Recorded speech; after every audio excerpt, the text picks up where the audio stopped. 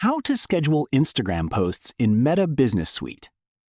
If you want to publish Instagram posts automatically at a specific date and time, this video will show you how to schedule posts using Meta Business Suite. First, open Meta Business Suite and sign in to your Meta account. Click on Homepage and click on Create Post from the left side menu. Select your Instagram, then write your post and add any photos, videos, or links you want to include. Once your post is ready, click on Set Time and Date in the Schedule box.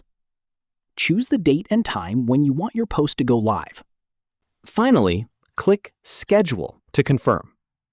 Your Instagram post will now be published automatically at the scheduled date and time. That's how you can schedule Instagram posts in Meta Business Suite. If you find this video informative, click on like, share, and subscribe for more videos.